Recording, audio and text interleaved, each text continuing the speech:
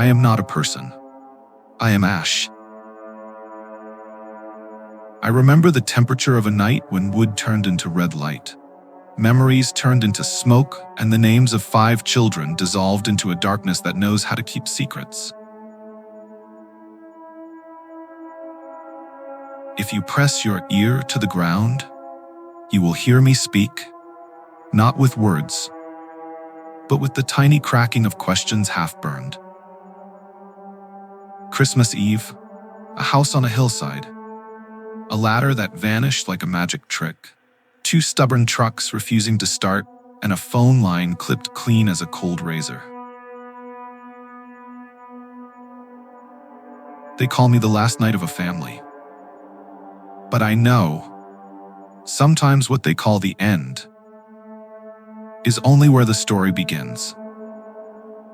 We will walk against the wind, follow the smell of smoke, and listen to the things that once had the shape of children. In a mountain town where roads drape across the hills like thread, a family lived amid the sound of timber swelling in winter and the rustle of coal in a stove. Noel is the season of lights and wrapping paper, of baked apples, and wishes hanging loose on pine branches. That night, the house was warm with flame. The children chattered, trading wishes. Only the wind, Appalachia's wind, slipped across the window, Poisix whispering stray letters. Some stories are written in ink, and some are written in absence.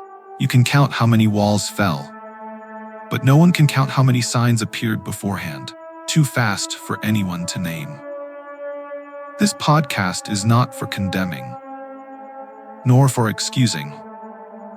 It is a flashlight, its beam compressed, sweeping across fragments of memory and possibilities that refuse to sleep.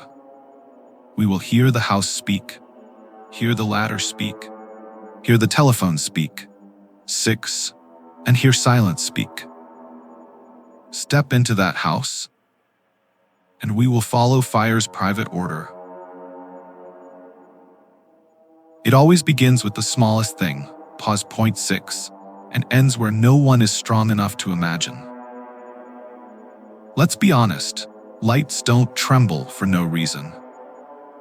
When wiring is healthy and the socket is clean, a bulb stands steady like a diligent gatekeeper.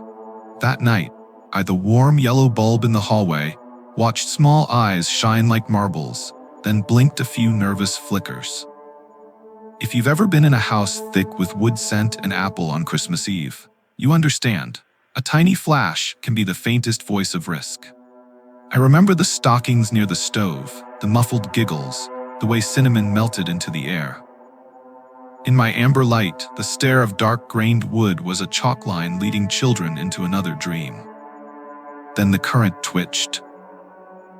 The first time, they said, "It's the cold." The second time, loose contact. The third time, no one spoke, only the quick glance of adults, the kind that says, "Don't scare the little ones." Don't ignore small signs. When something inanimate starts acting out of character, mark the time, the exact minute, any strange call before it, unusual sounds. Ask a very specific question: who touched the switch? On nights like this, details save lives. Little things like light often know first, because darkness whispers to them before it whispers to people. 2-story house and the ladder isn't where it should be, trust me. That's bad news. I'm the ladder leaned to the wall, waiting to be called to those high windows. That evening, I was gone. No drag marks, no fresh scratches on the floorboards, just not there where I must be. I've seen the Father's careful hands set me at the right angle, just in case. That night, when fire began to speak with a crackle, that Father ran to find me like reaching for his own breath. I wasn't by the wall. I didn't grow feet and walk off. Morning found me somewhere odd, as if someone had already written a script where I had to be absent. If your home has safety props, ladder, extinguisher, bolt cutters, flashlight, photograph their positions and label them. Every time you move them, update the whole household. In a crisis, there's no time to remember. You need to look and see. When a thing that must be there suddenly isn't, it's no longer coincidence. It's a line in the script. Some silences are unnatural. Christmas Eve is for greetings, for hello, can you hear me, for the voices of kin traveling along a thin thread of copper. But that night, the line was snipped clean. Clean as a razor, cold and decisive. Imagine the ring starting and stopping mid-breath, as if someone placed a hand over your mouth. Inside, the children still believed morning would bring gifts. The adults reassured themselves, maybe the wind. The wire, cannot lie. A deliberate cut smells different from an accident. If the phone is your escape route, prepare redundancies. A charged mobile in a fixed spot, a power bank, a second SIM for the adults. And crucially, rehearse a family emergency call script. Who calls, which number, the first sentence. Cutting the retreat of a voice is the fastest way to turn a home into an island. Trucks can be fussy in winter, but it's rare for both to fail at the exact moment. That night, when the father sprinted into the yard, twisting the key, like twisting a last chance, the starter needle trembled and died. I'd heard his morning whistling, watched his coal-dusted arms that still found ways to be cheerful. That night, those hands shook. Not from cold, but because time ran faster than a growing fire. He turned, again and again, and like a cruel joke, both engines betrayed him together. Make an emergency vehicle checklist. Battery, fuel, spark plugs, jumper cables, and test start weekly. Keep the keys in a fixed spot known to all adults. In crisis, readiness separates in time from too late. When all the inanimate things conspire at once, that's the fingerprint of human intent. Fire has a personality. Kitchen fire is warm, buoyant. Accidental fire is rushed, chaotic. That night's fire knew the way. I'm the wooden wall, born to burn beautifully when my time has come. But that night it moved as if following a map, not frantic, not random. Each room was a word in a sentence, and the fire was a deliberate underline. Draw a simple escape map. Mark a path out in 20 to 30 seconds. Drill it 2 or 3 times a year, both day and night. If fire has a plan, yours must be better. Some fires tell stories with flame tips, some tell them with direction.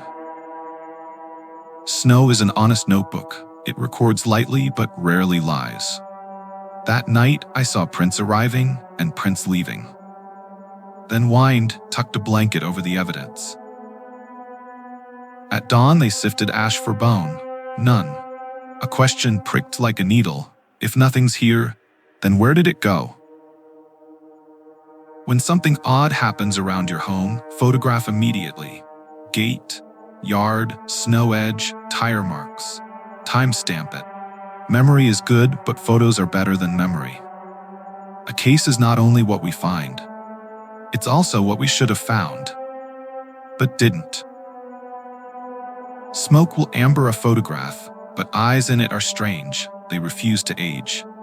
That night, children's eyes stared through the soot as if asking the only question that mattered. Don't close this. The mother held the stack of photos like a chest of hope. Later, along the highway, a big billboard rose. Not to accuse someone, but to force the world to look. If this story stirs a face you've seen somewhere, note the context. Place, season, a snippet of dialogue, a small scar, everything has value. When a family refuses to hold a funeral for a question, the question becomes a torch.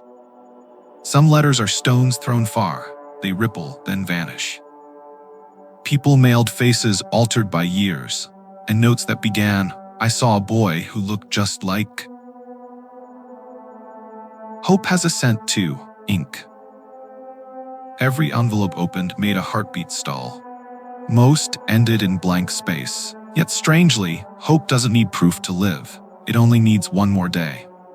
Don't underestimate silly-sounding tips. Save them, flag them, cross-check details. In the cluttered world of cold cases, one letter can be the missing gear tooth. Rumor is like ash, blow lightly and it lifts. Grip hard and it crumbles. I've rung for weddings, farewells, and passing seasons. But there are names I dare not strike with the words, rest in peace. How can there be rest when the question keeps its mouth open? Each toll carries a whisper braided inside. Where are my children? If you're a parent, you know the weight.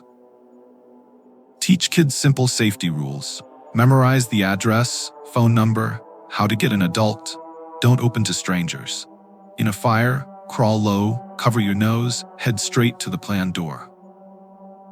Not every loss goes by the cemetery. Some pass by a billboard, by calls that never return. Try assembling silences like puzzle pieces. We have the strange call, the severed line, the missing ladder, 2 trucks refusing, and a fire that knew where to go. A screenwriter would call them plant, escape route, transition. An investigator would say an improbable chain of coincidences. A mother only has one sentence: where are my children? When faced with a story that won't close, do 3 things. Record precisely, keep your heart warm, and don't ignore odd details. Reason to analyze. Kindness to avoid cruelty. Instinct to spot the crack. But even without an answer, we can still speak of what we know, what we don't, and what we can test. What we know. Incidents line up like guided hands. A cut line, a missing ladder, engines that won't start, a directional burn. The family never found evidence strong enough to close the case. Hope became a daily way of living. What we don't know.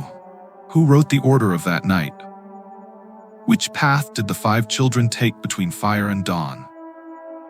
What we can test. Rerun scattered sources. Filter out memory's illusions. Read the file asking, if this were a script, who had motive, opportunity, and prepared the props? Not every investigation needs more light. Sometimes it needs someone willing to stand in the dark long enough. Fire speaks in 3 acts: spark, surge, settle. In the opening, no one notices. A tiny spark like a bad thought slips past the stove. In the surge, it runs like water, finding a way to block the ascent like an invisible door. In the settle, people stand in morning mist, staring at a flat bed of ash, while ripples move inside them like stones thrown into a lake. Inside the home, choose 2 different exits. Hang a flashlight near the door. Teach children to hear the smell of scorching, the tiny pops, and to crawl low. Don't wait for the surge to start memorizing the spark. From here, we stand with that family and listen to their decision. No funeral for the question. On the highway, a billboard rose that sold nothing but the truth. It wasn't flashy, it was persistent. Every driver read the names, the dates, the question that refused to sleep. Here's the strange thing. When placed right, pain can become a public light. When you see a missing person sign, don't scroll past. You don't have to be a hero. Just look 5 seconds longer, take a picture, so that if memory knocks later, you have something to check against. When a question travels beyond a roof, it becomes everyone's business. Their mailbox received more than letters, it received hope with postage. Roadside diners, dusty stations, far farms, strange cities, everywhere had "I think I saw." Most were wrong. But the way the mother opened each envelope, deep breath before pulling the paper, taught us fortitude. You can't argue logic with pain. You you can only walk beside it. If you ever send a tip, write clearly, concretely. Location, time, identifiers, source. Don't exaggerate, don't splice. Truth must be straight to travel far. And with each passing day, that house repeated a small spell. Don't close this. If that night was a play, the props were set. Wire, ladder, engines, flame. The writer could have been one person, a group, or simply a dark will of the post-war years. Here's the rub. A charred story leaves gaps wide enough for every theory, but too narrow for any theory to close the case. With years behind me, I've learned this. Some stories don't belong to judgment, they belong to patience. When we don't know, don't stuff the space with guesses. Keep the space open for truth. In investigation and in life, knowing when to be still is also an action. So telling this night, we learn to walk softly, like passing the room of someone asleep. They say children leave laughter in a house like fingerprints. The house turned to ash, yet on some windy nights, people still hear it. Call it an illusion, a self-soothing memory. I think of it as faith. The thing that lets adults keep breathing when evidence is silent. If you go home tonight, look at the family photo on your wall a few seconds longer. Say each child's name, hug them once more, and make safety talk into a game. Small moves, at the right time, change the future. 1.2, but a podcast must end, even if the story out there hasn't. Ash can cover a floor, but it can't cover will. One night can burn wood, but it can't burn a family's refusal to hold a funeral for the question. If that night is a sentence, the period fell off the page. We, the ones who came later, can only place an ellipsis. Not to prolong pain, but to leave room for possibility. Here are 3 things you can do tonight. 1. Check the locations of your ladder, extinguisher, and flashlight. Take photos and label them. 2. Rehearse the emergency call script and a 30-second exit with the whole family. 3. Look closely at missing person posters when you travel. And if memory knocks, write it down and send it. You've just heard this story told through the voices of inanimate things. Light, ladder, wire, wood, snow, and of hearts that refuse to forget. If you carry a lead you once thought meaningless, don't throw it away. In cases like this, sometimes a single speck of ash can change the course of a forest.